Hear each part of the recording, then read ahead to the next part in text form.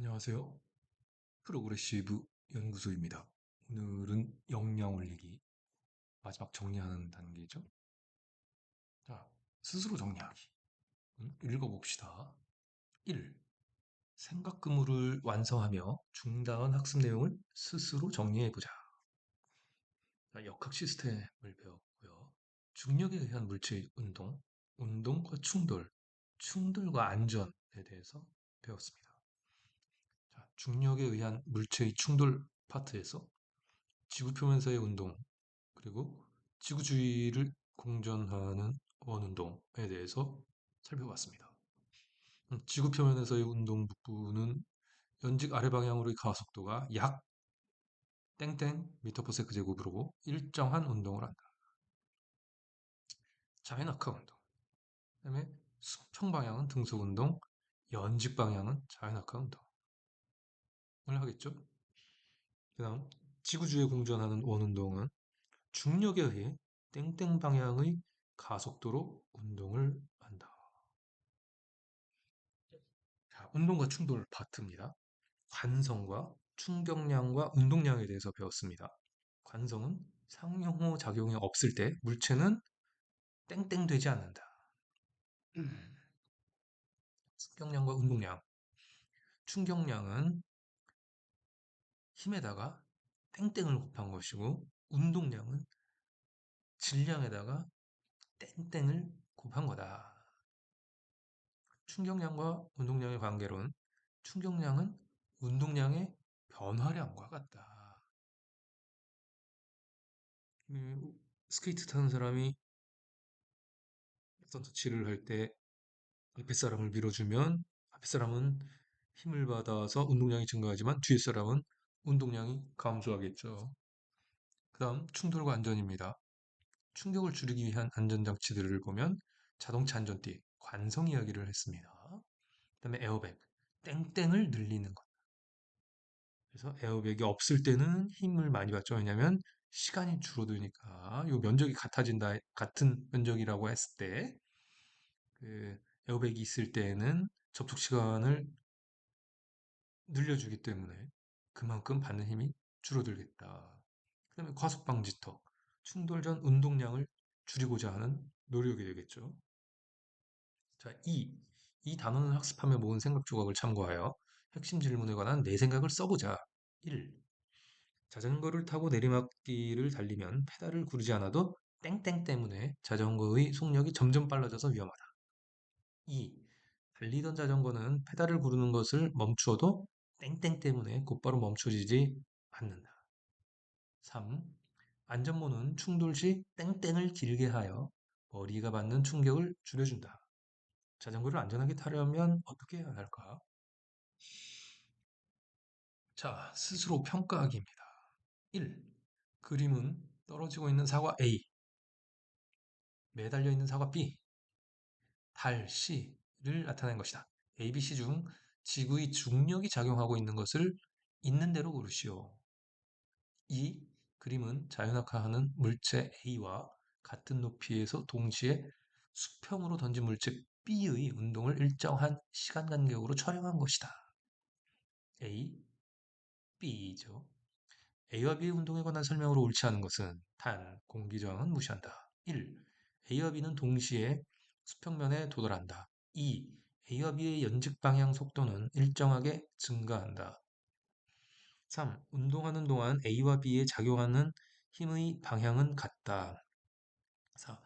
운동하는 동안 A에 작용하는 힘의 크기는 일정하게 증가한다.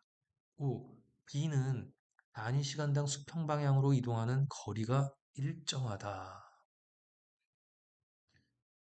자, 3번을 봅시다. 그림은 물체 A, B를 행성 표면으로부터 높이 H인 곳에서 수평으로 던졌을 때의 운동 경로를 나타내는 것이다. A는 행성의 표면으로 떨어졌고 B는 높이 H를 유지하며 계속 운동하였다. 이에 대한 설명으로 옳은 것만을 보기에서 있는 대로 고르시오. 보기, 기억. A에 작용하는 중력의 방향은 운동 방향과 같다. 니은, B에는 중력이 작용하지 않는다. 디귿. 물체를 던진 속력은 A보다 B가 더 크다. 4번입니다. 그림은 정지한 두루마리 휴지의 끝부분을 빠르게 잡아당겼을 때 휴지가 풀리지 않고 끊어지는 것을 나타낸 것이다. 이와 관련된 현상이 아닌 것은 정답 2개. 1. 이불을 막대기로 두드려 먼지를 턴다. 2. 활시위를 3개 당기면 활이 멀리 날아간다. 3. 달리던 사람이 돌부리에 걸리면 앞으로 넘어진다. 4. 수영선수가 레인 끝에서 벽을 발로 밀면서 나간다. 5. 버스가 급정거하면 승객의 몸이 한쪽으로 쏠린다. 5. 그림은 빨대 속에 정지해 있는 물체를 입으로 불어서 발사하는 것을 나타내는 것이고, 표는 물체 ABC의 질량과 각 물체가 빨대를 빠져나오는 순간의 속력을 나타내는 것이다. 물체, 물체 질량 속력, ABC, 질량 MMEM, 속력 V, EV, EV. 물체 ABC가 받은 충격량의 크기를 등호나 부등호를 이용하여 비교하시오. 충격량은 질량과 속도를 곱해주는 양이 되겠죠. 6. 그림은 자동차가 벽에 충돌하는 모의 실험의 한 장면을 나타낸 것이다. 자동차의 안전장치에 대한 설명으로 옳은 것만을 보기에서 있는 대로 고르시오. 범퍼가 있고 에어백이 있고 안전띠가 있습니다. 격. 범퍼는 자동차가 벽에 충돌하는 시간을 줄인다. 니은. 에어백은 인체 모형이 받는 충격량의 크기를 줄인다. 디귿. 안전띠는 인체 모형이 앞으로 튀어나가는 것을 방지한다.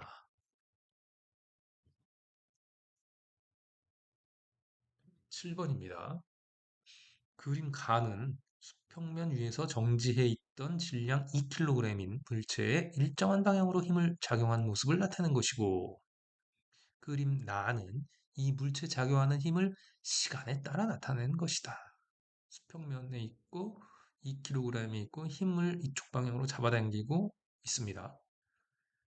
나 그림은 X축은 시간축이요, Y축은 힘을 나타내는 축으로 일정하게 5N의 힘을 2초 동안 작용한 것으로 파악됩니다. 이에 대한 설명으로 옳은 것만을 보기에서 있는 대로 고른 것은 단, 모든 마찰과 공기 저항은 무시한다. 보기, 기억. 0초에서 1초 동안 물체가 받은 충격량의 크기보다 1초에서 2초 동안 받은 충격량의 크기가 더 크다. 충격량. 니은 2초일 때 물체의 운동량 크기는 1초일 때의 2배이다. 즉, 2초일 때 물체의 속력은 5m/s이다. 8. 다음은 충격을 흡수하는 휴대전화 케이스가 바닥에 충돌하는 순간의 모습을 나타낸 것이다. 이에 대한 설명으로 옳은 것만을 보기에서 있는 대로 고른 것은 보기, 기억. 케이스가 바닥으로부터 받은 충격량의 크기는 바닥이 케이스로부터 받은 충격량의 크기와 같다. 케이스가 높은 곳에서 낙하할수록 바닥이 충돌하기 직전 케이스의 운동량의 크기는 작아진다. 디귿. 케이스와 바닥이 충돌하는 시간이 길어질수록 케이스가 바닥으로부터 받는 평균 힘의 크기는 커진다. 과학으로 세상 보기. 9. 안전, 지속 가능 사회의 기여. 다음은 자전거를 안전하게 이용하기 위한 몇 가지 안전 수칙이다. 후미등, 안전모, 전조등. 1. 자전거를 탈 때는 반드시 안전모를 쓴다. 2. 밤에는 전조등과 후미등을 사용한다. 3. 무리하게 속력을 내지 않는다. 1. 그림은 충돌 사고가 발생했을 때 안전모를 쓰지 않은 경우 머리에 가해지는 힘의 크기를 시간에 따라 나타낸 것이다. 같은 상황에서 안전모를 썼을 때 힘과 시간의 관계를 그래프에 덧그리고 안전모가 생명을 지킬 수 있는 까닭을 충격량과 관련지어 설명해 보자. 안전모를 쓰지 않았을 때 시간을 X축으로 하고 힘을 Y축으로 하는 그래프의 모양은 이렇습니다. 그럼 안전모를 썼을 때는 어떻게 됐는지 그려주면 됩니다. 2. 2, 3의 안전수칙의 효과성을 과학적으로 분석해보자. 3. 추가하고 싶은 안전수칙을 제안하고 제안한 까닭을 설명해보자. 자, 과학으로 통하다. 과학사입니다. 역사겠죠? 나를 끌어당기는 중력. 나를 항상 끌어당기는 것. 어딘가에 매달리거나 기대어 있지 않으면 아래로 떨어지게 하는 것. 바로 중력이다.